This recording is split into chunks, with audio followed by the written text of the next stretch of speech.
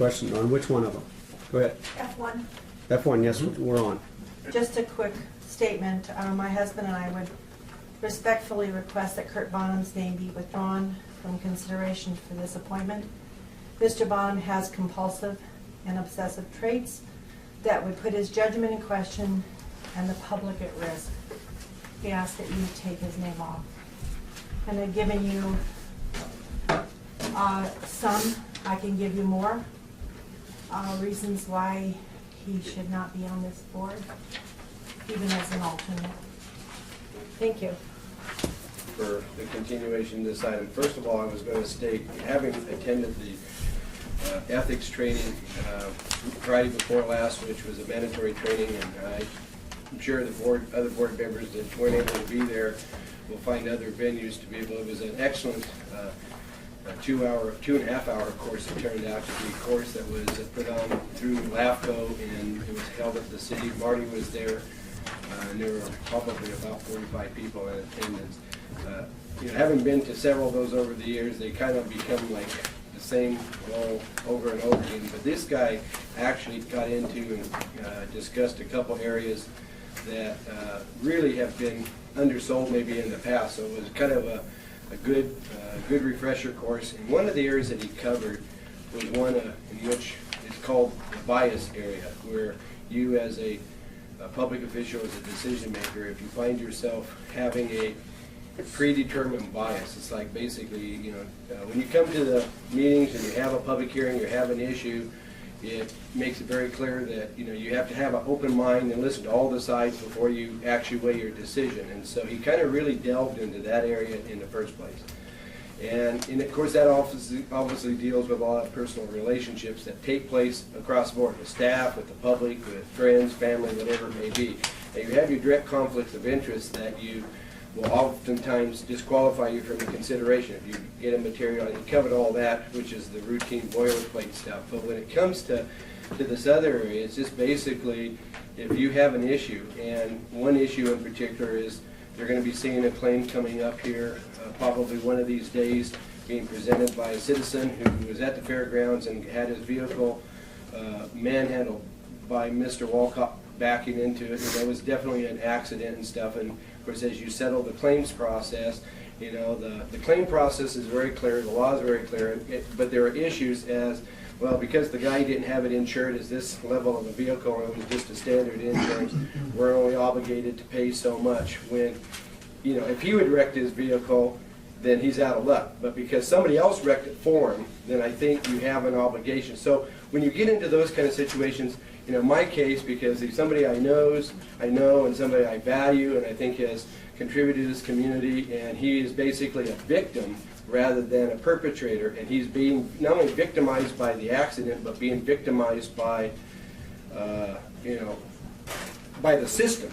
Now, I just find that, so because of that, when I come to the meeting, and that issue comes up, I'm going to have to disqualify myself, because it doesn't matter what all the other angles are. I've already established my own personal bias because of the rapport I have with that person. It's in those kind of situations that we need to be able to declare that bias. Now, I know very well Mr. Bonham and Ms. Spencer's personal animosities and back and forth. So the presentation we heard this morning doesn't surprise me in terms of what was there. I think the representations that were made, kind of caused me to shake my head. But to be honest with you, I think Mr. Bonham, and there's made no bones about it over the years. I got to know him, probably 6, 8, 7, 8, 9 years ago, within the last 10 years, and have had a lot of, we've worked together on a lot of issues. And so he's somebody I have an appreciation for and a respect for. And in many respects, in this particular case, because of the challenge that Mrs. Spencer has,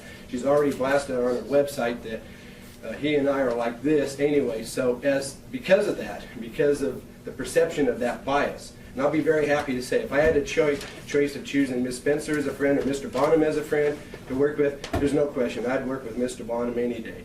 And so because of that, for my ability to react to or to vote on this particular issue, not because I have a conflict of interest or I have a financial interest or anything else, but because I have a personal bias, what I learned particularly was reinforced in that. I knew all along, but I know even more the importance of what that is.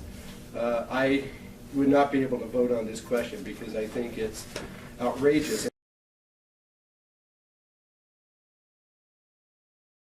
Identifying the fact that Mr.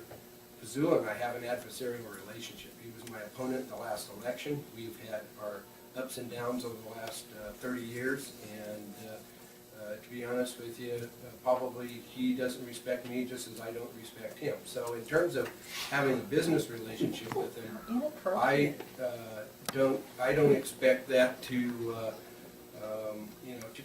if anything else, it drives me into not wanting to have anything to do with the gentleman, period. And he's made that clear to me, and I kind of, likewise, and that I would have supported it.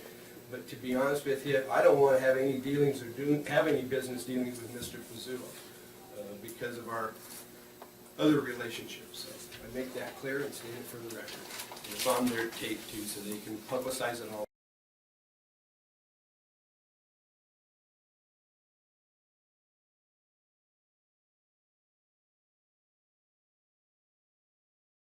I'd like to talk to the board, mostly two members of the board. Just the name for the recorder. My name is Steve Pizzula.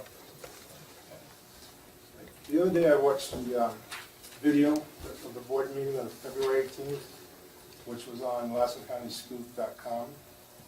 And after watching that video, I would like to formally request that the board conduct a complete and independent investigation into the claims made by Supervisor Arbach and Supervisor Chapman relating to my character and my moral values, with disclosure to be made in its full merit. Can everybody hear me? Okay, good.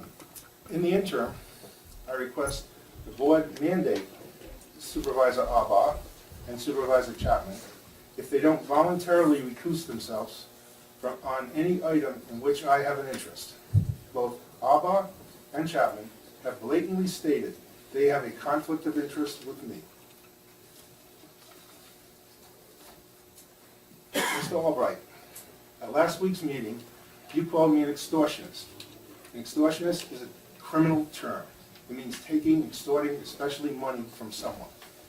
Not a month had gone by since you and the board voluntarily approved a lease of the one-stop building for $1 a month, retroactive to when the day title was transferred. Were you under any duress when you voted for this? Perhaps. Please explain to me why in a public forum I was called an extortionist. And what property did I personally purchase from Lassen County in Hurlong? Why are you dragging my name through the mud? Explain to me why I shouldn't file a lawsuit against you personally when you stated on public record that this was your interpretation and not the board's, that I was an extortionist. Do you realize that you may have put my CPA license in jeopardy? Extortion is an illegal act. The accusation may very well be a reportable event to the California Board of Accountancy. We adhere to a very high standard of ethics, and if you do not respond to this request in writing within 7 days, I will be forced to turn it over to my attorney. It is a very high charge. Adversary, Mr. Chapman, you stated you would never do business with me and that I was an adversary for over 30 years of yours. You are nothing less than a bold-faced liar. You had no problem working for me as an envelope licker. You had no problem taking my money for licking my envelopes. You picked up the mail every workday. For how many years? 10, 15, 20? Till your business failed. I have a real concern on the possible effect that all that glue may have had on your brain over the years. So, Maybe- I really, in the interest of, I'm not defending the actions of the board, but I don't want to have the saying two wrongs don't make a right. We do need to, I understand the frustration, but just try and relay that without Okay. thank you. Thank you. when you ran for state representative, I flew you around in my plane at my expense. At that time, I thought you were the best man for the job. In this action, is this an action of an adversary? Did you report this on your campaign contribution forms now that I know you have been cited on another matter before the FPPC? I thought you were a friend, but these are not the actions of a friend. It seems to me, because of your accusations, you are just another politician attempting to cover his tracks.